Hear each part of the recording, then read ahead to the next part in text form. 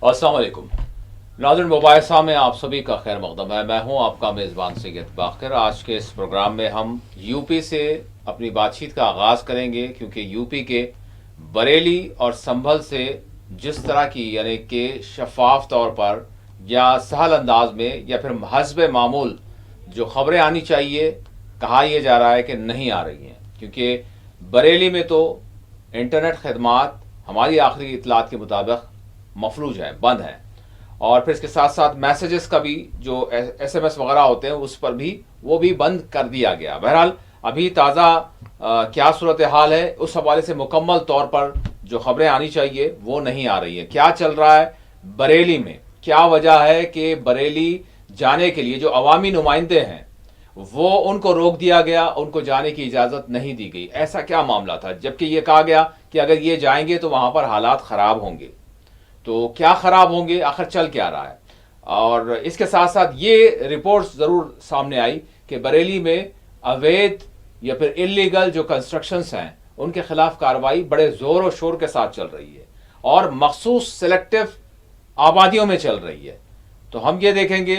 कि जुमा के रोज़, यानी ये जुमा नहीं बल्कि उससे पहले का जो जुमा था, उसमें जो एहतजाज हुआ था, उसमें जो पुलिस की कार्रवाई हुई थी, उसके बाद से ये सारी चीज़ शुरू हुई है। और उससे पहले अगर हम देखें तो ईद मिलादुन्नबी सल्लल्लाहु अलैहि वसल्लम के मौके पर कानपुर में जो वाक़या पेश आया था, दर हकीकत एक बैनर के हवाले से, एक साइन बोर्ड के हवाले से, जिस पर एक यानी मजहबी एक अपनी मोहब्बत अकीदत का जो इजहार था, वो किसी भी मजहब में किसी भी मुक़द्दस शख्सियत के हवाले से हो सकता है। उसी तरह से आई लव मोहम्मद लिखा गया था, उसको लेकर इतना तवालत उसको दी गई कि हालात मुकम्मल तौर पर कहा यह जा रहा है कि यूपी में गरमा दिए गए और एक नॉन इशू को इशू बना दिया गया कानपुर में। फिर उसके बाद हमने देखा फतेहपुर में, और इसके बाद हमने देखा कि संभल में मस्जिद को और एक मदरसे को शहीद कर दिया गया। बहरहाल उस मामले को लेकर सुप्रीम कोर्ट से रुजू किया गया है और इस कार्रवाई को चैलेंज किया गया है, वहां की कमेटी के हवाले से खबर सामने आई। लेकिन बरेली में क्या चल रहा है, ओवरऑल यूपी में क्या चल रहा है, इस पर बात करेंगे। और इसके साथ साथ बिहार में SIR का मामला आगे बढ़ा और अब इलेक्शन कमीशन की जानिब से एक अहम इजलास आज मुनक्किद हुआ, प्रेस कॉन्फ्रेंस भी हुई, जिसको चीफ इलेक्शन कमिश्नर जो है उन्होंने मुखातब किया और उन्होंने कहा है कि 22 नवंबर से पहले इंतखाबात बिहार में हो जाएंगे और बहुत जल्द जो इंतखाबी शेड्यूल है, तवारीख, वो सारी जारी कर दी जाएंगी। तो इस पर भी हम बात करेंगे। SIR का मामला कैसा रहा, क्योंकि कांग्रेस और अपोजिशन पार्टियों की जानिब से उस अमल पर सवाल अब भी बरकरार है और अब भी इलेक्शन कमीशन यानी सवालात के कटहरे में ठहरा हुआ है, उस पर भी हम बात करेंगे। और उसके बाद हम गाजा का रुख करेंगे। डोनाल्ड ट्रंप की जानिब से 20 नुकाती जंग बंदी जो है मंसूबा पेश किया गया, जिसको हमास ने यानी जुज़वी तौर पर कबूल करते हुए उस पर आमादगी जाहिर की, लेकिन इजराइल की बर्बरियत अब भी जारी है। पिछले 24 घंटों के दौरान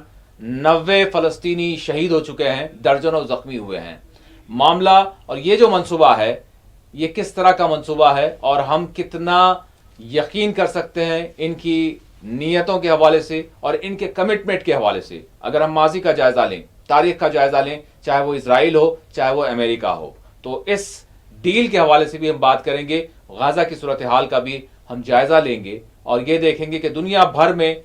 गाजा में जो कुछ बर्बरियत चल रही है, उस हवाले से अवामी जो रद्द-ए-अमल सामने आ रहा है वो क्या है। मेरे साथ इस वक्त इस स्टूडियो में मौजूद हैं मोअज़्ज़ज़ मेहमान डॉक्टर सैयद इस्लामुद्दीन मुजाहिद साहब, प्रोफेसर पॉलिटिकल साइंस, सियासी तज्ज़ियाकार, एडवोकेट, समाजी जहादकार। मैं डॉक्टर साहब का इस्तकबाल करता हूँ। अस्सलाम वालेकुम डॉक्टर साहब। जी वालेकुम। बहुत शुक्रिया आपने वक्त दिया। डॉक्टर साहब, सबसे पहले हम आगाज़ करेंगे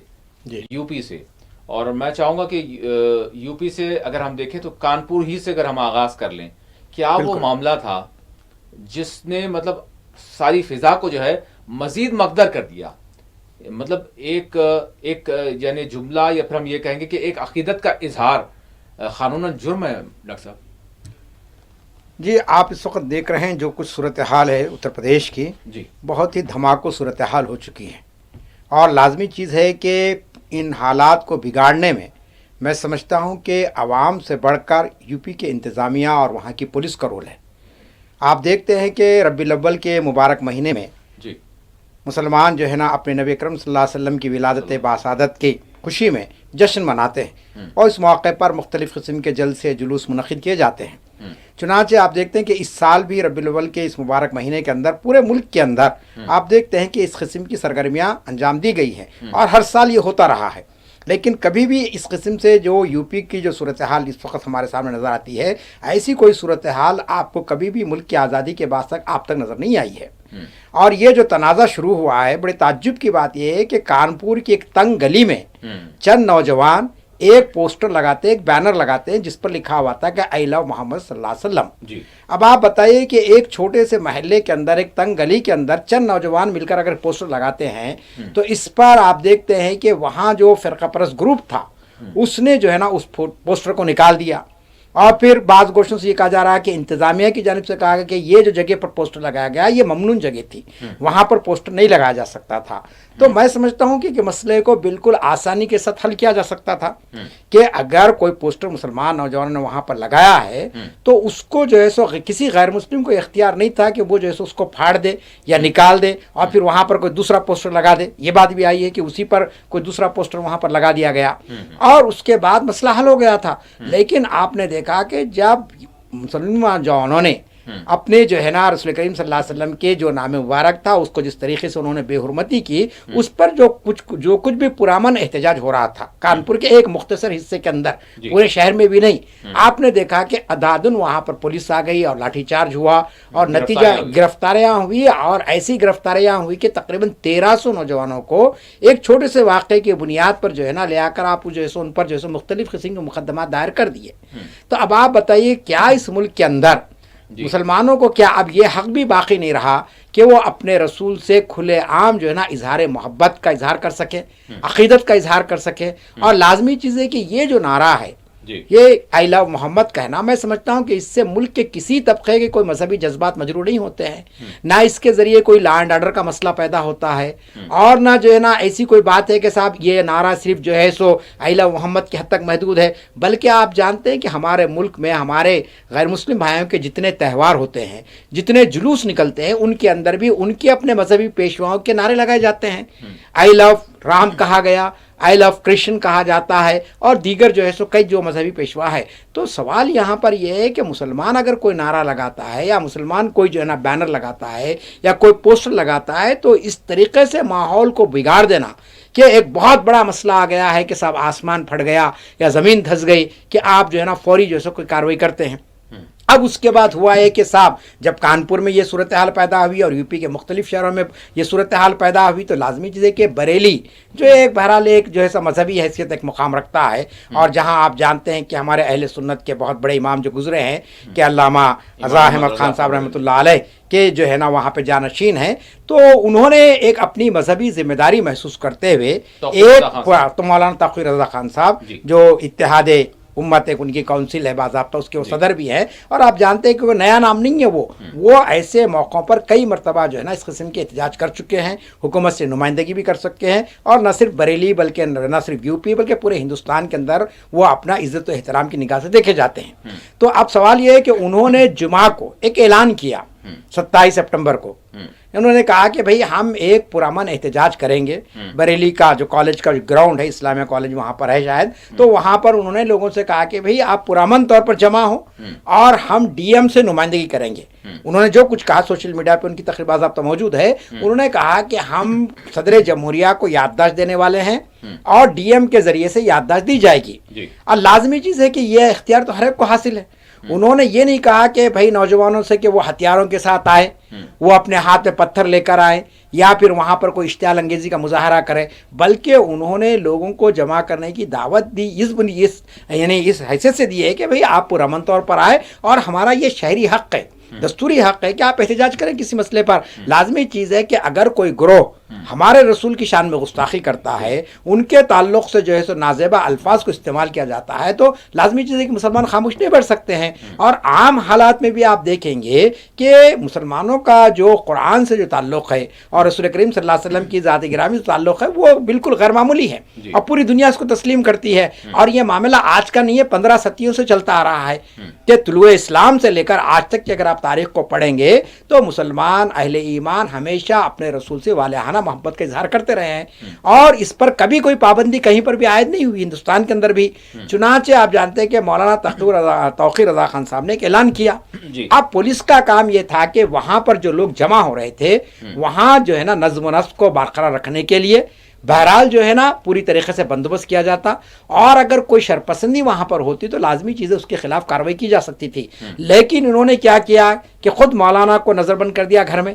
یہ خود سب سے بڑا غلط اقدام تھا، اور اس کا رد عمل آتا لازمی چیز ہے کہ بھئی اگر جو ہے نا وہ جو ہے سو اپیل کرنے کے لیے آئے اور ان کو جو ہے سو پابند کر دیا جائے کہ آپ یہاں نہیں رہیں گے، تو لازمی چیز ہے کہ یہ صورتحال پیدا ہوتی ہے۔ اور پھر اس کے بعد جب لوگوں کو معلوم ہے نماز جمعہ پڑھ کے جو لوگ نکلے وہاں پر، تو ایک پرامن احتجاج وہاں پر ہو رہا ہے۔ اب وہی پرانی کہانی دہرائی گئی، کہا گیا کہ صاحب آپ پتھر آئے وہاں پر،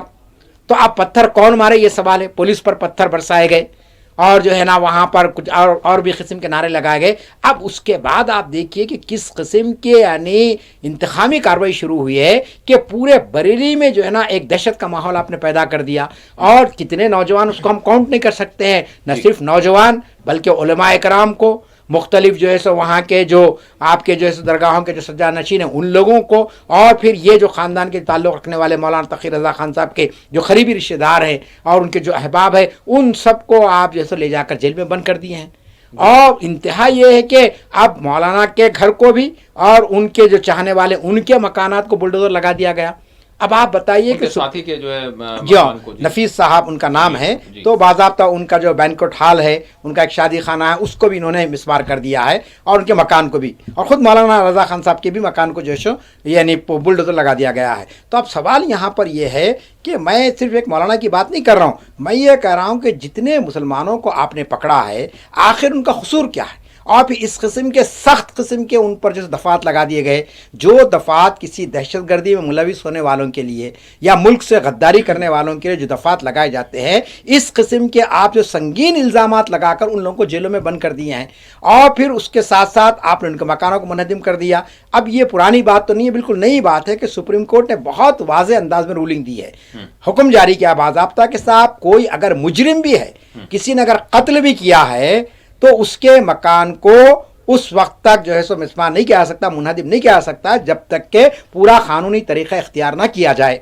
تو لازمی چیز ہے کہ آپ کوئی قانونی طریقہ اختیار نہیں کیے، ایک جرم اگر ہوا ہے، اگر کسی نے، اگر ہم یہ تصور کر لیں اگرچہ کی حقیقت نہیں ہے، اگر کوئی پتھر آئے ہیں، آپ کہہ رہے ہیں کہ صاحب ہم نے ویڈیوگرافی لی ہے، ٹھیک ہے، آپ ان پر پتھر مارنے کا جو یعنی جو دفعہ ہو سکتا ہے وہ آپ لگائیے، وہ سزا ان کو دیجئے جو معمولی نوعیت کی ہو سکتی ہے۔ بھائی ٹرافک کو ڈسٹربنس کیا آپ نے، آپ لگائیے قانون، جو ہے سو ایک قانون ہے ہمارے پاس 120 کا کہ بھئی آپ نے جو ہے نا لوگوں کو آنے جانے کے لیے تکلیف ہو گئی، آپ نے جلوس نکالا، تو ایسے چھوٹے موٹے دفعات لگائے جا سکتے تھے، لیکن آپ نے سنگین دفعات لگائے ہیں۔ اس کے معنی یہ ہے، آپ یہ پیغام دینا چاہتے ہیں یو پی کے چیف منسٹر صاحب کہ اگر کہیں پر بھی مسلمان اگر پرامن احتجاج بھی کریں گے تو ان کے خلاف میں اس قسم کی خطرناک کارروائی ہوگی۔ اور افسوسناک بات یہ ہے کہ ریاست کے سربراہ کا جو لب و لہجہ رہا،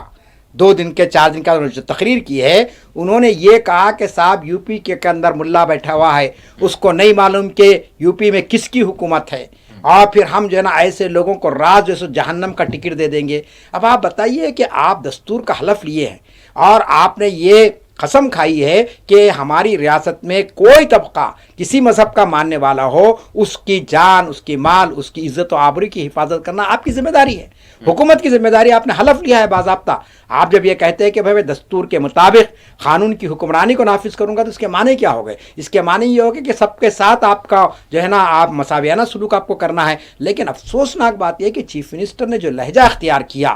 ایسا محسوس ہوا مجھے تو کہ یہ کوئی چیف منسٹر نہیں ہے، یہ کوئی بڑا عہدے پہ یعنی منصب پر فائز شخصیت نہیں ہے، بلکہ یہ کوئی گلی کا لیڈر ہے جو اس قسم کی گفتگو کر رہا ہے، تو آپ جانتے ہیں کہ یہ بھڑکایا گیا باضابطہ، یہ جو ہے نا لوگوں میں اشتعال پیدا کیا گیا کہ وہ جو ہے سڑکوں پر نکلے اور اس طریقے سے وہاں پر حالات میں نے خطرناک بن جائے، اس کے بعد اس کی سزا بہرحال مسلمانوں کو دی گئی ہے۔ تو ہمارا ماننا یہ ہے کہ اگر آپ کو یہ نعرہ اتنا ناپسند ہے تو پھر ضروری یہ ہے کہ جتنے نعرے لگائے جاتے ہیں اس ملک کے اندر ان سارے نعروں پر پابندی لگا دی جائے،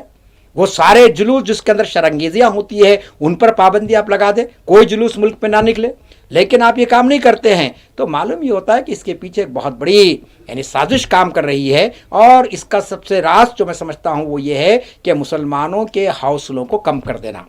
اب آپ کو جواب یہ ملے گا ڈاکٹر صاحب، میں چونکہ جس طرح کا موقف سامنے آتا ہے، جو کارروائیاں ہو رہی ہیں، جن کارروائیوں کو بلڈوزر کی کارروائیاں کہا جا رہا ہے، جی، تو اس میں سرے سے آپ کو یہ اس بات کا جو ہے انکار اور رد ملے گا اگر آپ اس کو جوڑیں گے، یعنی ان معاملات کے حوالے سے یا اقلیتوں کے حوالے سے، مسلمانوں کے حوالے سے، کمیونٹی کے حوالے سے، یا پھر کسی ایک خاص موقع پر کوئی احتجاج کرنے کی وجہ سے یہ کارروائی کی جا رہی ہے، ایسا نہیں کہا جاتا، بلکہ سیدھے سیدھے عدالت میں جو بات جاتی ہے اس میں وہ کیس بالکل اس کی نوعیت منفرد ہوتی ہے، مختلف ہوتی ہے۔ اس میں یہ ہے کہ یہ اویدھ جو ہے کوئی نہ کوئی غیر قانونی جو ہے طریقے سے تجاوزات ہو سکتے ہیں، یہ تجاوزات ہوں گے، کچھ نہ کچھ ہوں گے، بالکل اس کو الگ طرح کا جو ہے کیس پیش کیا جاتا ہے اور اس سے اس کو جوڑا نہیں جاتا، جبکہ جیسے آپ بات کر رہے ہیں یا پھر کوئی اور اس حوالے سے سوال کر رہا ہے کہ کسی نے احتجاج کیا، آپ نے اس کا مکان توڑ دیا، آپ نے اس کی جو ہے زمین کو جو ہے مسمار کر دیا، آپ نے بلڈوزر چلا دیا اس کی دکان پر، تو اس کو بالکل علیحدہ کر دیا جا رہا ہے۔ تو آپ اس حوالے سے کیا کہیں گے؟ اور دوسری بات یہ ہے کہ اب جیسے آپ نے کہا کہ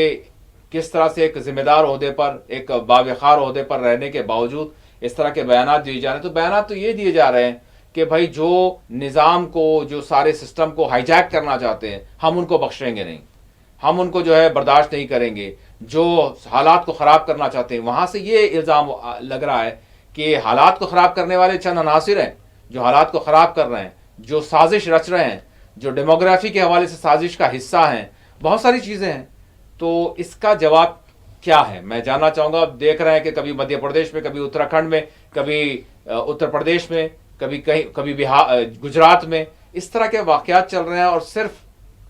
ٹھیک ہے بیانات آ رہے ہیں، اس کا جو ہے رد کیا جا رہا ہے، اس کی مخالفت کی جا رہی ہے، عدالتوں سے رجوع ہو رہے ہیں، لیکن اس سے ہٹ کر میں آپ سے جاننا چاہوں گا کہ کیا آپ کے پاس لاہ عمل ہے، کیا پلان ہے سبھی کے پاس کہ اس طرح کے جو معاملات چل رہے ہیں اس کا کوئی ایک سدجواب ہو سکے، جواب دیا جا سکے؟ آپ کو تو جواب مل رہا ہے، سیدھا قانونی کارروائی ہو رہی ہے۔ آپ کے پہلا سوال یہ تھا کہ بھئی وہاں پر جو لوگ احتجاج کیے ہیں اور ان کے جو مکانات اور دکانات کو جو ہے نا بلڈوزر لگا دیا گیا، اور حکومت کا ادعا یہ ہے کہ جو کچھ بھی ہم نے یہ کارروائی کی اس لیے کی ہے کہ یہ سارے جو ہے نا جو ڈھانچے تھے، جو تعمیرات تھی، یہ غیر قانونی تھی، اس کا کوئی پرمیشن ان کے پاس نہیں تھا۔ اس کا بالکل واضح اور سیدھا صاف جواب سپریم کورٹ نے دے دیا ہے۔ آپ جانتے ہیں کہ سپریم کورٹ کا میں نے جو حوالہ آپ کو دیا ہے کہ سپریم کورٹ نے یہ کہا کہ صاحب اگر کوئی شخص مجرم بھی ہے اور اگر اس کا گھر یعنی تعمیر غیر قانونی طور پر تعمیر کیا گیا تو اس کو آپ نہیں گرا سکتے جب تک کہ قانونی کارروائی مکمل نہ ہو۔ اب یہاں سوال یہ ہے کہ اگر مولانا توقیر رضا صاحب یا ان کے ساتھیوں کے مکانات غیر قانونی طور پر تعمیر کیے گئے تھے تو اس کو سپریم کورٹ نے پیش کرنا چاہیے تھا کہ بھئی یہ مکان فلاں وقت میں تعمیر ہوا ہے، یعنی غیر قانونی ہے۔ سوال یہاں پر یہ ہے کہ جس وقت تعمیر ہو رہی تھی، ایک شخصیت دو شخصیت کی بات نہیں ہے، بلکہ کئی سارے مکانات، دیکھیے پورے یو پی کے اندر صورتحال، کئی غربا کے جو ہے، کئی یو پی کے اندر یہاں پر یہ نا ڈاکٹر صاحب اس کو یہی کہا جا رہا ہے نا کہ اس کو آپ کچھ اختیارات ہیں، بلدیہ کے بھی اختیارات ہیں، وہ اس کا استعمال کرتی ہے۔ 2 دن پہلے جو ہے انٹیمیشن دے دیا جاتا ہے، نوٹس دے دی جاتی ہے، اس کے بعد کارروائی کر دی جاتی ہے۔ نہیں، ایسی کوئی نوٹس یہاں پر کوئی ایسی نوٹس نہیں دی گئی ہے۔ میں بار بار آپ کو یہی بتانا چاہ رہا ہوں کہ دیکھیے اگر سپریم کورٹ کی رولنگ نہیں آتی تو ہم ٹھیک ہے بھئی واویلا کر کے خاموش بیٹھ جاتے، لیکن سپریم کورٹ کی رولنگ آ چکی ہے کہ بھئی آپ جو ہے نا کوئی غیر قانونی، یہ استعمال کیا گیا کہ اگر کوئی عمارت غیر قانونی بھی ہے تو آپ اس کو اس طریقے سے اچانک نہیں ڈھا سکتے ہیں۔ اور آپ کو معلوم ہے کہ ابھی گزشتہ جمعہ کو ہمارے چیف جسٹس آف انڈیا جو ہیں جسٹس گوائی، انہوں نے جو ہے نا مراکش کے اندر ایک لیکچر دیا ہے بیرون ملک، اور انہوں نے جو جملہ استعمال کیا آپ اخبارات میں پڑھ سکتے ہیں اور ان کی تقریر بھی آ چکی ہے۔ انہوں نے کہا کہ ملک جو ہے نا بلڈوزر کے نہیں چل سکتا ہے، मुल्क चलेगा तो कानून के मुताबिक चलेगा, आइन के मुताबिक चलेगा। अब आप बताइए इससे बढ़कर यूपी हुकूमत के लिए और क्या तमाचा हो सकता है कि मुल्क का सुप्रीम कोर्ट के जज, आला तरीन जो हमारी अदालत है, उसके सरबराह ये कह रहे हैं कि साहब ये मुल्क आइन की बुनियाद पर चलेगा, बुलडोजर की बुनियाद पर नहीं चलेगा। तो ये खुद इस बात का इशारा है कि जो कुछ भी यूपी में हो रहा है ये बुलडोजर की पॉलिटिक्स है, बुलडोजर जस्टिस है। इसको जब तक आप ख़त्म नहीं करेंगे कानून की हुक्मरानी नहीं रह सकी यहाँ पर। अब आप ये कह रहे हैं कि साहब उसके लिए वो इख्तियार रखते नहीं। देखिए मेरा कहना ये है कि साहब मैं बार बार ये आपसे कह रहा हूँ कि साहब अगर कोई चीज़ तामीर हुई है कहीं पर भी, मैं यूपी की बात नहीं करूँ, तेलंगाना की बात करूँगा, हैदराबाद की बात करूँ, कि अगर कोई आप इमारत को गिरा रहे हैं तो सवाल सबसे पहले ये आता है कि इमारत तो रातों रात नहीं बन जाती है, और लाजमी चीज़ है कि उसको ये बाज़ाब्ता जो इमारत बनती है उसके अंदर लोग काम करते हैं और हुकूमत के पूरे शोबों को उसकी इत्तला रहती है। तो उसी वक्त क्यों आप नहीं रोकते उस चीज़ को? जब कई साल गुजर चुके हैं आपको नज़र नहीं आया उस वक्त ये गैर कानूनी इमारत है। आज आपको चूँकि गुस्सा निकालना है और आपको जैसे एक मैसेज ना है कम्युनिटी को, देखो अगर तुम ऐसा करोगे तो हम तुमको बेघर कर देंगे। आपको मालूम होना चाहिए सुप्रीम कोर्ट ने एक जुमला इस्तेमाल किया है कि हिंदुस्तान का दस्तूर किसी शहरी से उसके छत को नहीं छीन सकता है। ये आप पढ़ लीजिए, जजमेंट में लिखा गया बाज़ाब्ता, यानी जो आसरा है उसका रहने का, उसको किसी सूरत में कोई हुकूमत नहीं छीन सकती है। तो आप तो बिल्कुल बेघर कर दे रहे लोगों को, आसमान के नीचे लाकर रख दे रहे हैं। तो ये बिल्कुल गैर कानूनी हरकतें हैं, और चाहे वो पुलिस की जानिब से हो, चाहे बल्दिया की जानिब से, किसी जानिब से हो। हमारा ये कहना है कि हम तायद नहीं कर रहे कि साहब गैर कानूनी तामीर की जाए, लेकिन जब कोई गैर कानूनी तामीर हो गई है उसको ऐसे वक्त अगर आप मुनद्दिम करते हैं तो कोई भी थोड़ी सी भी अक्ल रखने वाला इंसान समझ सकता है कि ये इंतकामी कार्रवाई है, ये जानिबदाराना कार्रवाई है, ये तासुब पर मबनी इक़दाम है। इससे कोई इनकार नहीं कर सकता है किसी भी तबके के साथ ये चीज़ हो। तो हमारा ये कहना है कि अगर कोई गैर कानूनी था आप ड्यू प्रोसेस इस्तेमाल कीजिए, आप नोटिस दीजिए, आप अदालत में बुलाइए उनको, और उसके बाद जैसे केसेस आमतौर पे चलते हैं। अदालत उज़्मा के यानी चीफ जस्टिस अगर इस तरह का तबसरा करते हैं किसी और मुल्क में, हाँ, तो फिर वो यहाँ पर ये सारी सिचुएशन को देख रहे हैं, बिल्कुल देख रहे हैं। वो सोमोटो कुछ इस हवाले से ले सकते हैं लेकिन नहीं लिया, तो फिर क्या कोई तो एक नुक्ता होगा जिसकी वजह से नहीं ले रहे होंगे? नहीं, अब इसमें तो लाजमी चीज़ है कि देखिए इसके अंदर होगा ये कि भाई जो अफेक्टेड पार्टीज हैं, जो मुतासरा खानदान है, अब वो कोर्ट से रुजू होंगे। मैं इसकी मिसाल आपको दूंगा इलाहाबाद में एक सियासी पार्टी के सरबराह हैं, आपके वेलफेयर पार्टी ऑफ इंडिया, उसके जो सदर हैं जावेद साहब उनका नाम है। तो जावेद साहब का बेहतरीन मकान था, आलीशान मकान, वो उनका नहीं था, उनकी सास का था। आप जानते हैं कि उनकी बेटी जो है ना सीए एनआरसी के मामले में बहुत बढ़ चढ़ कर हिस्सा ली थी। वो जो है सो वहाँ दिल्ली में किसी यूनिवर्सिटी की तालिबा है। तो अब आप देखते हैं कि उस लड़की ने जो कुछ वहाँ पर किया है, अपना एहतजाज दर्ज कराया, तो उसका बदला कैसा लिया गया? उसके नानी के मकान को आपने गिरा दिया।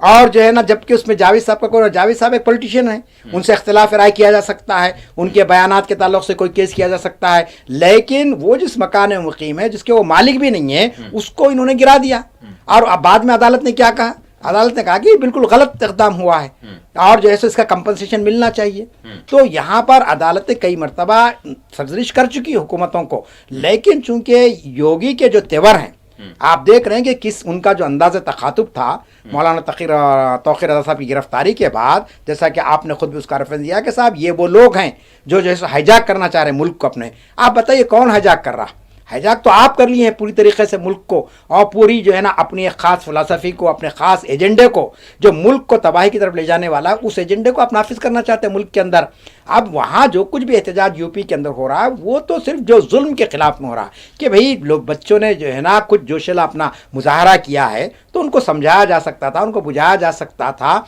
और उसके बाद उनको जो है सो इस इक़दाम से रोका जा सकता था। लेकिन आपने बंदूकें तान दी, आपने लाठियां बरसा दी, और उसके बाद जो है सब बेजा मुकदमात में उनको दाखिल कर दिया गया। अब अगर आप किसी तबके के नौजवान नस्ल के मुस्तकबिल को इस तरीके से तबाह व ताराज करेंगे, तो मुझे आप बताइए क्या हुकूमतों पर एतमाद बाकी रहेगा?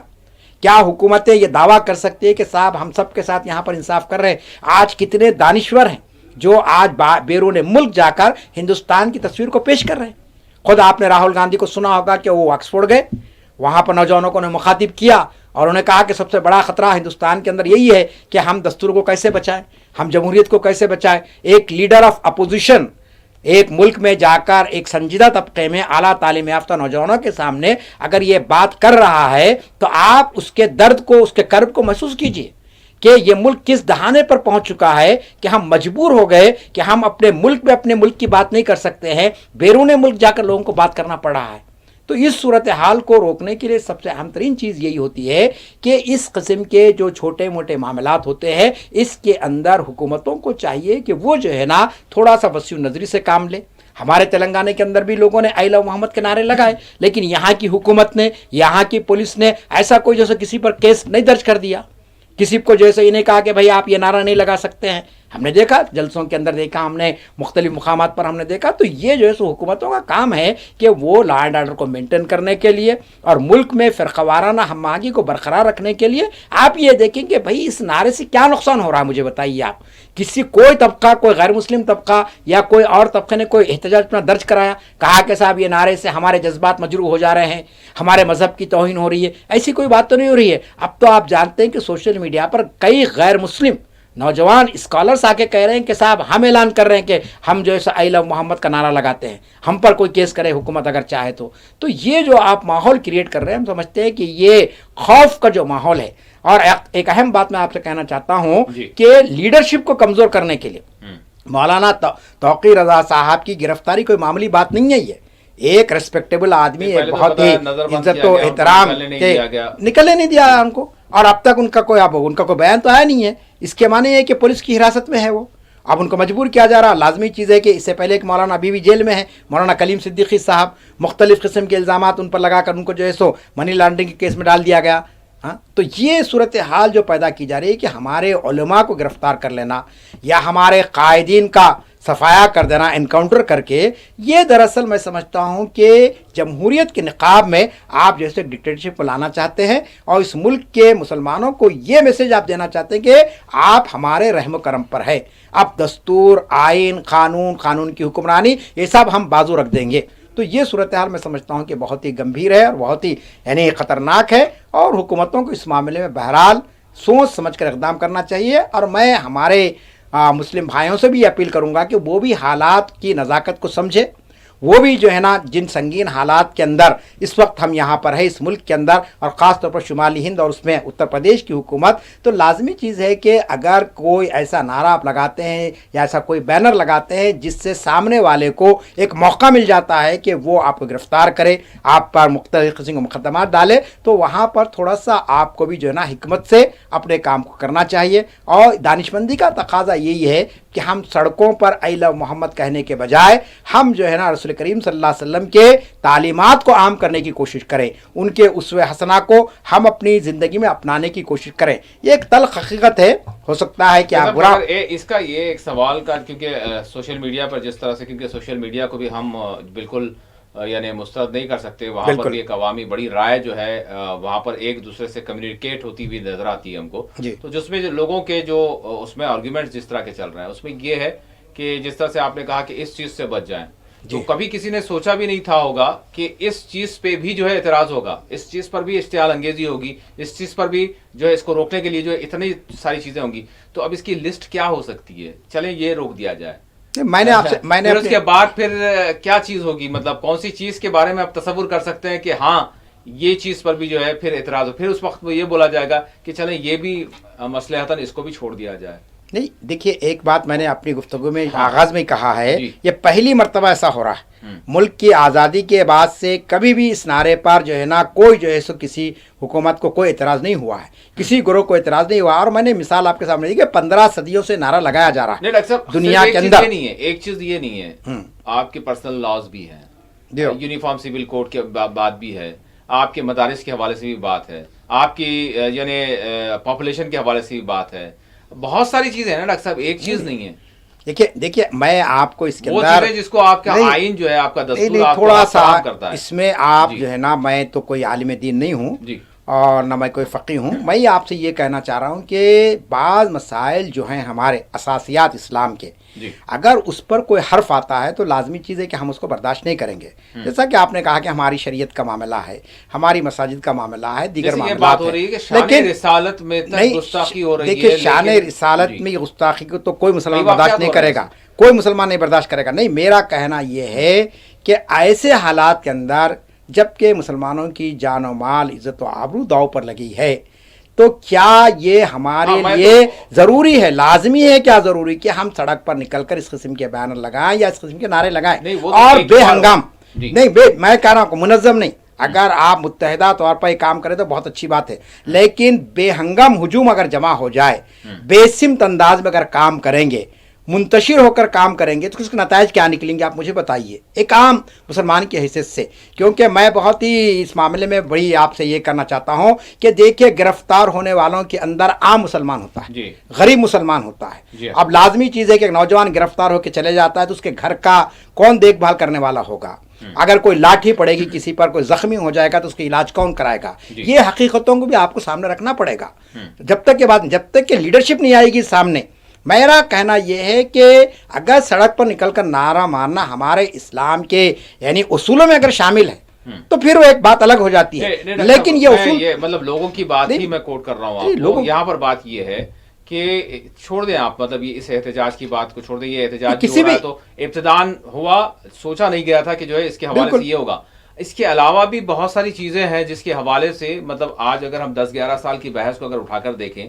چاہے وہ مساجد کا مسمار کیا جانا ہو, چاہے وہ مدارس کی بات ہو, چاہے وہ مختلف پابندیوں کی بات ہو, چاہے وہ بلڈوزر کارروائیوں کی بات ہو, یہ ساری چیزیں تو وہ سارے یعنی محتاط ایک سیف زون اگر ہم کہیں جو مسلم کمیونٹی کا ہے اسی کے اندر کا ہے نا ڈاکٹر صاحب. بالکل, اس کے باوجود یہ ساری چیزیں ہو رہی, تو سوال یہ ہو رہا ہے کہ پھر اس حوالے سے مزید اور کیا کیا ہے جس کے حوالے سے پہلے سے بتا دیا جائے تاکہ اس کا آغاز ہی نہ ہو. ایک چھوٹا سا بریک لیتے ہیں, بریک کے بعد ضرور اس حوالے سے ڈاکٹر صاحب سے ہم جانیں گے کہ اور کیا کیا چیزیں ہیں, کیونکہ نوجوانوں میں جو جس طرح کی بے چینی ہے, جس طرح کی آرگیومنٹ ان کے درمیان چل رہی ہے کہ اور کیا کیا چیزیں ہو سکتی ہیں جس کے حوالے سے ہم کو دستور تو اجازت دیتا ہے, لیکن ہم کو کیونکہ حالات بڑے نازک ہیں تو اس کے حوالے سے اس کو پہلے ہی سے چھوڑ دینا چاہیے, کیونکہ پتہ نہیں کیا چیز ہو جائے, آپ جو ہے کرتے رہیں گے اور وہ چیز جو ہے آپ کے لیے مشکل کا باعث بن جائے گی. ایک چھوٹا سا بریک لیتے ہیں, بریک کے بعد دوبارہ حاضر ہوں گے. ناظرین, بریک کے بعد موبائل صاحب میں آپ سبھی کا دوبارہ خیر مقدم ہے. بات کر رہے ہیں اتر پردیش کی کانپور میں جو واقعہ میلاد النبی صلی اللہ علیہ وسلم کے موقع پر جو پیش آیا, یعنی آئی لو محمد صلی اللہ علیہ وسلم کا ایک پوسٹر جو لگایا گیا تھا, اس حوالے سے نہ صرف اعتراض ہوا بلکہ اس کو توہین آمیز انداز میں ہٹایا گیا, جس کے بعد یعنی جو مسلم کمیونٹی تھی, نوجوان تھے, وہ مشتعل ہوئے اور بہرحال انہوں نے احتجاج کیا. پھر اس کے بعد وہ احتجاج آگے بڑھا, لیکن اس کے ساتھ جو شدت کے ساتھ کارروائی شروع ہوئی وہ کارروائی پھر آگے بڑھی. پھر ہم نے سنبھل میں بھی صورتحال دیکھی, پھر ہم نے بریلی میں جو صورتحال بن آئی ہے جہاں پر گرفتاریاں ہوئی, جہاں کے حوالے سے ناکہ بندی ہوئی. یہ ساری سچویشن میں جس طرح سے ڈاکٹر صاحب نے اس کا جو ہے مشاہدہ کرتے ہوئے انہوں نے ایک اپنی تجویز رکھی. انہوں نے کہا کہ جب نازک صورتحال اس طرح کی بن آئی ہو تو پھر ایسے نعرے جو آپ کو پورا آپ کا اختیار ہے, آپ کا پورا حق ہے, آپ کو آئین کانسٹیٹیوشن آپ کی اجازت دیتا ہے کہ آپ اپنے مقدسات کے حوالے سے اس میں اظہار محبت اور عقیدت ہی ہے اور کچھ ہے نہیں, لیکن اس سے بھی گریز کر لیا جائے کیونکہ صورتحال جب شرپسند عناصر جب جو ہے شرپسندی کر رہے ہیں تو آپ اس سے رک جائیں, کیونکہ وہ بنیاد نہیں ہے کہ آپ وہ نہیں کریں گے تو پھر آپ کا جو ہے دین کا کوئی حصہ مکمل نہیں ہوگا. یہ ڈاکٹر صاحب بول رہے ہیں, لیکن یہاں پر نوجوانوں کی جو بحث چل رہی ہے وہ یہ کہہ رہے ہیں کہ اس کے بعد پھر آپ ایک فہرست کو, کیونکہ آپ یہ کہہ رہے ہیں کہ ہم نے سوچا بھی نہیں تھا کہ ایک اظہار محبت کے حوالے سے کسی کو اعتراض ہوگا اور اس پر کارروائیاں ہو جائیں گی, تو پھر اب دوسری اور کون سی باتیں ہوں گی جو یہ روک رہے ہیں ہم کو کہ دستور میں حق ہونے کے باوجود بھی آپ اس سے رک جائیے. تو اور فہرست بھی جو ہے جاری کر دے جس میں یہ بتائیں کہ شاید ہو سکتا ہے کوئی داڑھی والا شخص جو ہے نکل جائے تو وہ بھی یہ سوچ لے کہ ہو سکتا ہے داڑھی کے حوالے سے کوئی اعتراض ہو جائے, ٹوپی کے حوالے سے کوئی اعتراض ہو جائے, خاص لباس کے حوالے سے کوئی اعتراض ہو جائے. ہو سکتا ہے نا, کبھی سوچا نہیں تھا تو اب ہو سکتا ہے, تو اس کے لیے ساری احتیاطیں کر لیں تاکہ آبنائے وطن جیسے ہیں ان میں اور ہم میں کوئی فرق نہ ہو, کلچرل بھی میں کہوں گا. تو ڈاکٹر صاحب ایسا ہو جانا چاہیے, یہ نوجوانوں میں چل رہی ہے بات, احتیاط کا تقاضا. دیکھیے اس میں نوجوانوں کا جو جذبہ ہے وہ یقیناً قابل تحسین بھی ہے اور قابل قدر بھی ہے. جی, لازمی چیز ہے کہ آپ پوری اسلامی تاریخ کو اگر آپ پڑھیں گے تو آپ کو معلوم ہوگا کہ ہمارے دین کے اندر جہاں جوش ہے, تلک بھی لگا لیں, جہاں تلک بھی لگا لیں تھوڑا سا, کیا ہوگا اس میں, مطلب کوئی مسئلہ نہیں ہے. میرا کہنا یہ ہے, صرف یہ ہے کہ آپ کو حالات سے کے سامنے ہتھیار ڈال دینا نہیں ہے, آپ کو سرنڈر ہو جانا نہیں ہے, لیکن जैसा कि मैंने आपसे कहा compromise कर कि सकते हैं, surrender ना हो, compromise करें। कॉम्प्रोमाइज किस मामले में? कॉम्प्रोमाइज इस मामले में कि जिससे आपकी दीन और शरीयत पर कोई हरफ ना आए, ये मैं कह रहा हूँ। वो आप जानते हैं, लेकिन किसी और को पता नहीं है। आम बिल्कुल हर आदमी आप जानते हैं कि आपकी दीन और शरीयत के क्या हुदूद हैं, नहीं आप कोई और नहीं जानता। नहीं उसके लिए तो सब बराबर है। ये तो आपको देखिए, आपको हमारे कौम के अंदर हमारे नौजवानों को ये बात बताने की जरूरत है। जी बिल्कुल, हम वही कि हम देखिए आप एक इशू तो आ रहा, मैं आप कह रहे अभी एक ब्रेक से पहले आपने कहा कि 10-12 साल से मसला है। मेरे लिए 10-12 साल का नहीं, ये 30 साल का मसला हो गया कि जिस वक्त बाबरी मस्जिद को ढाया गया 6 दिसंबर 92 को, मेरे महदूद मुताले के मुताबिक, मेरी समझ के मुताबिक मैं ये समझा कि अब इस मुल्क के अंदर क़ानून की हुक्मरानी या मुसलमानों के हुकूक़ या उनकी आज़ादी अब एक क़िस्से पारीना बनकर रह जाएगी। चुनांचे वो एक टेस्ट था हमारा बाबरी मस्जिद का, और उस वक़्त जिस किस्म के जो भी हालात पैदा हुए वो आपके सामने हैं। अब एक मस्जिद को जो 450 साल कदीम मस्जिद थी, जहाँ मुसलमान नमाज पढ़ रहे थे, फिर फ़िरका परस्ताकों ने, फिस्ताई ताकतों ने जिस मुनज़्ज़म अंदाज के अंदर उसको ढाया है, उसके बाद उनको ये मालूम होगा कि अब मुसलमानों के हर मामले में हम मदाखलत कर सकते हैं। चुनांचे आप देखेंगे 92 के बाद, 6 दिसंबर 1992 के बाद से मुसलसिल कोई ना कोई इशू बनाया जाता रहता है। अब आप बताइए कि जिस तरीके का फैसला आया, अब चीफ जस्टिस साहब खुल रहे हैं, हमारे साबिक़ा चीफ जस्टिस, उनका बयान आपने पढ़ा होगा, चंद्रचूड़ साहब ने, यानी उन्होंने ये कहा कि साहब नहीं वो तो जो है ना मंदिर ही था वहाँ पर, वहाँ कोई मस्जिद नहीं थी और हमारा मुताला। और फिर उन्होंने कहा कि साहब मैं पूजा करके गया हूँ बाज़ाब्ता, आपने जो है ना मूर्ति के सामने उन्होंने पूजा की और कहा कि मुझे सीधा रास्ता दिखाए, तो मैं जो है ना अपनी इबादत की बुनियाद पर फैसला दिया हूँ। तब आप तसव्वुर कीजिए कि वो जो मामला था उसके बाद से मुसलसिल, और फिर 2014 में जब एक मरतबा इन लोगों के हाथों में इख्तिदार आ गया, तो उसके बाद उन्होंने डिक्लेयर कर दिया कि साहब हम इस मुल्क को जो है सो एक नई आज़ादी दिलाएं। बहुत मशहूर आपकी हीरोइन है, उसने तो कहा बाज़ाब्ता कि हिंदुस्तान जो आज़ाद हुआ 2014 को आज़ाद हुआ, 1947 को आज़ाद नहीं हुआ। तो ये सूरत हाल इस मुल्क में अंदर बनाई जा रही है, और ऐसे हालात के अंदर लाजमी चीज़ है, मैं जो बात कह रहा हूँ इसके अंदर मोमिनाना फिरासत है। आप किसी भी आलिम दीन से पूछिए कि मोमिनाना फिरासत की तारीफ़ क्या हो सकती है, और एक जो है एक मुसलमान के लिए ज़रूरी है कि वो जो है ना नहीं दीनी बसीरत का भी होती है। नहीं मसलियत नहीं, आप मसलियत कह रहे हैं, मैं मसलियत नहीं कह रहा हूँ। देखिए मेरा बोलना ये है कि जहाँ मुस्लिम के फहरिस्त होती है उसकी, नहीं इस्लाम के जो बुनियादी उसूल हैं जी, जो बुनियादी उसूल हैं, उन बुनियादी उसूलों में, उन शरिया मामलात में अगर कोई ऐसी होते आए हो रहा है, अब तो आप देख रहे हैं कि 3 तलाक का मसला हुआ, मुझे ये आप इतना मान रहे हैं कि आपके जो बुनियादी उसूलात हैं, जो बुनियादें हैं वो महफूज हैं? ये महफूज नहीं, उस मामले में अगर कोई दरअंदाजी होती है तो लाजमी चीज है कि हुई मैं तो बता रहा हूँ आपका कि भाई पार्लियामेंट में देखिए आप 3 तलाक का बिल आया आपके खिलाफ में, कितना एहतजाज हुआ, कितने मुसलमान जान सके कि भाई आखिर है क्या मसला बोलकर। फिर इसी तरीके से आपने देखा कि 91 में जो कानून आया है आपके मजहबी इबादत गाहों का, सुप्रीम कोर्ट ने खुद ये कहा कि साहब कोई अब मस्जिद को नहीं छेड़ा जाएगा, एक बाबरी मस्जिद को एग्जम्पशन दिया गया है। लेकिन उसके बाद आप देखिए ज्ञान वापी का मसला आ गया, मथुरा की ईदगाह का मसला आ गया। तो मेरा ये कहना यहाँ पर यह है कि अगर कोई ऐसे हालात पैदा हो रहे हैं जिसकी वजह से मुसलमानों की जान माल इज़्ज़त व आबरू का एक बहुत बड़ा यानी वो निशाने पे लग जाए, और दुश्मन ये चाहता है। अब आप देखिए कि आई लव मोहम्मद के पूरे इस बयाने को अगर आप देखेंगे तो ये मसला खड़ा किया गया उनकी जानिब से,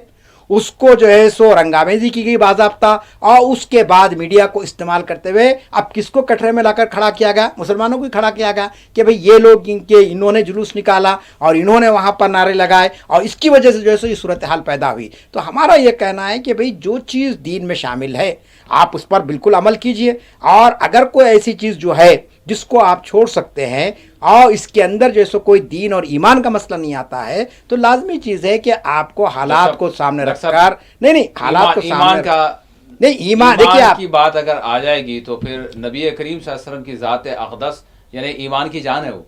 तो फिर यहाँ पर सवाल ये हो रहा है कि उनके हवाले से भी गुस्ताखियाँ हो रही हैं ना, मतलब उस हवाले से जो नौजवानों में जो बात चल रही है, मैं यहाँ पर यानी हर दो रुख रहे, हर दो जो है नज़रिए या फिर हर पहलू के तहत जो है हम डिस्कस इसी तरह से करते हैं कि क्या चल रहा है, लोग इस वक्त क्या सोच रहे हैं, जो दानिश्वर हैं वो क्या सोच रहे हैं, किस तरह का माहौल बन रहा है। तो उस हवाले से यकीनन डॉक्टर साहब जो कह रहे हैं कि एक हिकमत, एक बसीरत होनी चाहिए कि नाजुक सूरत हाल में हालात जिस तरह के बने हुए हैं उसमें फिर हमारे देश की सारी एकता है, अनेकता में एकता जिसको कहा जाता है, फिर हमारे दस्तूर की हिफाजत, फिर जो शरपसंद अनासिर हैं जो फिरका परस्ती कर रहे हैं उनको नाकाम बनाएं, उनको जो है मौका फराहम न करें, یہ بات بالکل درست ہے، لیکن جہاں تک یعنی ہم اس کو کس طرح سے کیٹیگرائز کریں گے کہ یہ معاملہ ہے جس کو جو ہے ٹچ نہیں کیا جائے گا، اور یہ معاملہ ہے اس کو جو ہے ٹچ کیا جا رہا ہے، تو چلیں اس کو جو ہے ہم چھوڑ دیں گے. لیکن یہاں پر تو سارا اوپن گراؤنڈ ہے، سارا یہ کہا جا رہا ہے، یہ جو آرگیومنٹ چل رہا ہے کہ گستاخیاں تک ہو رہی ہیں، تو پھر اس کا آپ کے پاس کیا جواب ہے؟ نہیں میرا وہ بھی مطلب وہ بھی حکمت کے تحت اس پر بھی کمپرومائز نہیں میں نے آپ سے، میں بار بار آپ سے یہی اصرار کر رہا ہوں کہ اگر کہیں پر بھی کوئی ادنا واقعہ بھی اگر ہوتا ہے شان رسالت میں گستاخی کا، یا نبی کرم صلی اللہ علیہ وسلم کے تعلق سے یا آپ کے ازواج مطہرات کے تعلق سے کوئی بات ہوتی ہے، تو لازمی چیز ہے کہ مسلمان پہلے بھی احتجاج کیے ہیں اور زبردست احتجاج کیا اور آئندہ بھی کریں گے. تاریخ اس کی گواہ ہے. آپ جو ہے سو کئی واقعات میں آپ کے سامنے رکھ سکتا ہوں، لیکن یہاں پہ نہیں پیش کروں گا میں آپ کو. کہ آپ جانتے ہیں کہ انگریزوں کے دور کے اندر کوئی کتاب لکھی گئی تھی جس کے اندر بہت زیادہ جو ہے نا نازیبا الفاظ استعمال کیے گئے، تو آپ دیکھیں کہ وہ لکھنے والے کا انجام کیا ہوا ہے. آپ کتابوں میں پڑھیے تو تاریخ کے پنے بنے ہوئے. تو میں تاریخ میں ابھی حال کی واقعات آپ کو سنا رہا ہوں. ہمارے شہر کا ایک ملعون شخص نے جب شان رسالت میں گستاخی کی تو میں اپنے آنکھوں سے دیکھا ہوں کہ حیدرآباد کے نوجوان رات کے 3 بجے نکل کر آئے ہزاروں کی تعداد میں، اور بہرحال انہوں نے احتجاج کیا،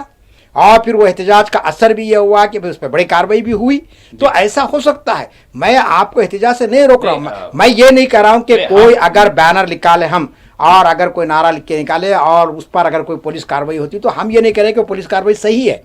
بالکل وہ غلط ہے. کیوں غلط ہے؟ کہ اس لیے کہ دستور نے میرے کو آزادی دی ہے کہ میں نعرہ لگا سکتا ہوں آئی لو محمد کا، میں بینر لگا سکتا ہوں اپنے گھر پر، بازار پر لگا سکتا ہوں، مجھے کوئی نہیں روک سکتا ہے تاکہ اس سے کوئی نقص امن کا خطرہ پیدا ہو. لیکن سامنے کی جو طاقت اس کے ذریعے سے نقص امن پیدا کر رہی ہے. آپ کوشش یہی ہو رہی ہے کہ فرقہ پرست بات تو دور جائیے، آپ حکومتیں ہاں بالکل بالکل اشتعال دیا ہمارے ملک کے دشمن ہیں. جی آپ حکومتیں شامل اس کے اندر جو بھی اس طرح سے چاہ رہا ہے تو ملک کا دشمن ہے، بالکل ملک کا دشمن ہے. تو آپ دیکھیے کہ اب فرقہ پرست طاقت نہیں، حکومت اس میں شامل ہو گئی ہے. نہیں وہ تو آپ حکومتیں تو بھائی حکومتیں تو ساری جو ہے سب کچھ لا اینڈ آرڈر کو مینٹین کرنے والے ہیں. حکومت کے تو بہت سارے دعوے ہیں. جہاں جنگل راج تھا وہاں پر جو ہے اب کون سا راج ہے آپ دیکھ رہے ہیں. تو حکومتوں کے حوالے سے تو ہم کیا بول سکتے ہیں ڈاکٹر صاحب؟ ہمارا بس یہی کہنا ہے کہ بھئی آپ دشمن کی سازش کو سمجھنے کی کوشش کیجیے. جی دشمن یہ چاہ رہا کہ بھائی آپ سڑک پر نکل کر آئے، آپ پولیس تیار ہے، یو پی کی پولیس آپ پر لاٹھیاں برسانے کے لیے، آپ کے سینوں کو بندوق کی گولیوں سے بھون دینے کے لیے. تو نہیں کہا نہیں، میں تیار ہے کہ لفظ استعمال کروں اس واسطے. میں نے بھی نہیں کہا کہ وہ کریں. میں نے یہ کہا کہ ان کے عزائم ان کے ارادے کیا ہیں. آپ بھی صاحب سمجھ ہیں، میں بھی صاحب سمجھ ہوں، تو ہم سمجھ سکتے ہیں. تو پوری اب آپ بتائیے کہ اب جو بیریلی میں جو صورتحال پیدا ہوئی ہے، کیا کیا تھا مسلمانوں نے؟ کچھ نہیں کیا تھا، صرف پرامن احتجاج کیا اور اس کے بعد ہزاروں کی تعداد میں لوگوں کو گرفتار کر لیا گیا. اب اس کا جو میسج کیا گیا ہے، اب دوسرا پہلو دیکھیے کہ اب ہندوستان کے پورے مسلمانوں کے اندر ایک قسم کا جو ہے خوف پیدا ہوگا کہ بھائی اگر ہم یہ کریں گے تو یہ صورتحال پیدا ہو جائے گی اور ہم کو بھی جو گرفتار کر لیا جائے گا. تو میرا کہنا یہ کہ آپ دشمن کے بنائے ہوئے جو ہے نا ایجنڈے کا آپ شکار مت بنیے. آپ اپنا جو ہے روڈ میپ تیار کیجئے کہ آپ کو کیا کرنا چاہیے. آپ نعرہ لگانا چاہتے ہیں، آپ جلوس نکالنا چاہتے ہیں، نعرے کوئی صرف مطلب مدعا بنا ہے، بہت ساری چیزیں ہیں نا. اب آپ دیکھیں بیرون ملک میں یمن میں زبردست قسم کا آپ دیکھیں کہ لاکھوں کی تعداد میں مسلمان نکلے وہاں پر، اور جو ہے دیگر ممالک میں، خود ہمارے ریاست کیرلا میں آپ جائیے، وہاں پر بہت کچھ وہاں پر اہتمام کیا گیا اس کا. تو آپ ایسا اہتمام کیجئے، آپ منظم انداز میں آپ جو ہے سو نکالیے، جلوس کو نکالیے، پوری جماعتوں کو اس میں شامل کیجئے، پورے مسلمانوں کو دعوت دیجئے. اور میں کہہ رہا ہوں اس میں دیکھیں یہاں پر تو زبان بھی نہیں ہل رہی ہے، یہاں پر تو صرف پوسٹر تھا، اس پر اعتراض ہوا. اب آپ 100 لوگ 1000 لوگ مل کر جو ہے ایک بازو سے جائیں گے، یہ اعتراض اکثر اندر سے بھی ہوتا ہے. تو وہ بالکل ڈسپلن کے ساتھ جائیں گے تو پھر ہو سکتا ہے اس پر بھی اعتراض ہوگا نا. یہاں پر تو ایک بینر پر پوسٹر پر اعتراض ہو رہا ہے، تو اگر آپ 1000 آدمی یا 1,00,000 آدمی مل کر ڈسپلن کے ساتھ جائیں گے تو اس پر بھی جہاں اعتراض ہوتا ہے وہاں پر ہوگا، جہاں نہیں ہے وہاں تو کچھ بھی نہیں ہے. آپ دیکھ رہے ہیں کہ کس طرح سے ہم اپنے حیدرآباد میں دیکھیں، دیگر شہروں میں دیکھیں، ساؤتھ انڈیا میں دیکھیں، کس طرح سے پوری الحمدللہ آزادی کے ساتھ ساری چیزیں ہو رہی ہیں. ہمارا بولنا لیکن جہاں شرپسندی ہو رہی ہے وہاں کے حوالے سے یہ سوال بڑھ رہا ہے. دیکھیے ہمارا یہی کہنا ہے کہ صاحب مسلمان جہاں ربیع الاول کے مہینے کا انتظار کر رہے تھے جشن منانے کے لیے، وہاں فرقہ پرست طاقتیں بھی اپنا منصوبہ بنا رہی تھی کہ بھائی کچھ اگر ہو جائے چھوٹا موٹی بات تو ہم اس کو ہوا دیں گے. آپ جیسا کہ میں نے گفتگو میں ابتدا میں کہا آپ کے سامنے، کانپور کی ایک تنگ گلی میں، ایک چھوٹی سی گلی کے اندر لوگوں نے بینر لگایا. اب لازمی چیز ہے کہ وہاں کے جو شرپسند تھے ان کو معلوم تھا کہ بھائی اب اس کو ایک ہوا دینا ہے، اور اس چنگاری کو جیسے شعلے میں تبدیل کرنا ہے، اور انہوں نے اس کو ایک شعلہ بنا دیا، اور اس کا نتیجہ آپ دیکھ رہے ہیں کہ کس قسم کی صورتحال اس وقت پیدا ہو گئی ہے۔ تو میرا کہنا یہی ہے کہ صاحب کوئی اقدام کرنے سے پہلے آپ اس کے عواقب و نتائج پر بھی غور کریں، اور یہ کوئی اسلام کے خلاف بات نہیں ہے کہ آپ نتائج کو سامنے رکھیں۔ آپ پوری جو ہے سو رسول کریم صلی اللہ علیہ وسلم کی سیرت کو آپ پڑھیے تو آپ نے مکے کے اندر 13 سال تک لوگوں کو تبلیغ کی، لوگ قوت کو مجتمع آپ نے کیا۔ اس کے بعد ہجرت کے بعد جب جنگ بدر ہوئی تو آپ نے دیکھا کہ 313 مسلمانوں کو اللہ تعالیٰ نے 1000 کے لشکر پر کامیابی عطا فرمائی۔ تو یہ نہیں آپ بتائیے مجھے، دیکھیے یعنی حوالے جو دے رہے ہیں جی، یہ بھی پتہ نہیں کس کو کیا پرابلم ہو جائے۔ دیکھیے ہم تو دین پہ معنی کیا کیا نکالنے کے آپ یہ بول رہے ہیں، یہ بول رہے ہیں، دیکھیے ہم تو بہت سنبھل کے جو ہے وہ کرنا ہے۔ ہم تو دیکھیے تو یہ ہو گئی ہے اختلاف رائے کی واقعات بھی سناتے ہوئے تھوڑا سا احتیاط برتیں۔ آپ سے مراد یہ کہ جتنے بھی ہمارے ملک میں جو مذہبی پریچرز ہیں وہ اگر واقعات بھی بیان کر رہے ہیں تو ہو سکتا ہے کسی واقعے میں کیا پہلو نکل جائے، تو تھوڑا واقعات کو بھی تھوڑا سا بالکل اس کا بھی تھوڑا سا جائزہ لے لیں پہلے بولنے سے۔ اب تو خوف کا ماحول ایسا ہوگا کہ آپ نے دیکھا کہ گزشتہ سال ایک مولانا سلمان اظہری صاحب انہوں نے کسی شاعر کا شعر پڑھ دیا، صرف شعر پڑھ پر ان کا مقدمہ ہو گیا۔ تو ہم تو ان لوگوں میں سے ہے جو ڈر ڈر کے جینا نہیں چاہتے ہیں۔ اگر آپ تو مصلحت سے تو جیت سکتے ہیں، نہیں مصلحت بھی نہیں کریں گے ہم، جہاں دیکھیے آپ جہاں ضرورت ہے جو بات کرنا ہے وہ بات کریں گے، جہاں ہم ہماری ملت کو جو بات بولنا ہے وہ بات بولیں گے، اور جہاں ہم جو باتیں لوگوں تک پہنچانا چاہتے ہیں وہ بات ہم یہ کہنا چاہ رہے ہیں کہ بھئی آئی لو محمد کا جو نعرہ ہے اور رسول کریم صلی اللہ علیہ وسلم کی ذات گرامی جو ہے وہ مسلمانوں کی حد تک محدود نہیں ہے، آپ ساری دنیا کے لیے رحمت العالمین بنا کر بھیجے گئے ہیں۔ آپ کا میسیج، آپ کا پیغام ساری انسانیت کے لیے ہے۔ آپ اس نعرے کی مخالفت کرنے کے بجائے آپ اس شخصیت کی تعلیمات کو پڑھیے، اس کی جو ہے سو بایوگرافی کو آپ پڑھیے تو خود آپ کو اندازہ ہو جائے گا کہ وہ کس قسم کا انقلاب، ایک پاکیزہ انقلاب دنیا میں برپا کیے ہے۔ تو میرا ہمارے بھائیوں سے یہی کہنا ہے کہ آپ جو ہے نا یہ نعرے اپنی جگہ پر ہے، ٹھیک ہے، میں نے شروع میں بھی کہا کہ بھئی خراج ہم یقیناً ہمارے نوجوانوں کی دینی حمیت کی ہم داد دیتے ہیں، اور یقیناً جن لوگوں کے مکانات ٹوٹے ہیں، جن کو بلڈوزر لگا ہے، جو گرفتار ہوئے، ہم کو یقین ہے کہ ان کے سینے میں ذرا برابر بھی جو ہے سو اس پر کوئی غم نہیں ہوگا، کوئی افسوس نہیں ہوگا، کیونکہ وہ رسول کریم کے نام پر جیسے گرفتار کیے گئے ہیں اور اس کا اجر تو ان کا محفوظ ہو گیا اللہ کے پاس۔ تو میرا یہ کہنا ہے کہ آپ دشمن کی چالوں کو سمجھیے، آپ بغیر کسی جو ہے نا مشن کو حاصل کیے، کوئی مقصد کو حاصل کیے بغیر اگر ہمارے نوجوانوں کی زندگیاں تباہ ہو جائیں یا ہمارے ان کی جانیں چلی جائیں تو میں سمجھتا ہوں کہ یہ کوئی مناسب اقدام نہیں ہوگا۔ بس یہ میرا کہنا ہے۔ اس نقطے پہ پھر ایک گھنٹے انشاءاللہ علیحدہ طور پہ کیا جا سکتا ہے اور کریں گے انشاءاللہ۔ بالکل بالکل۔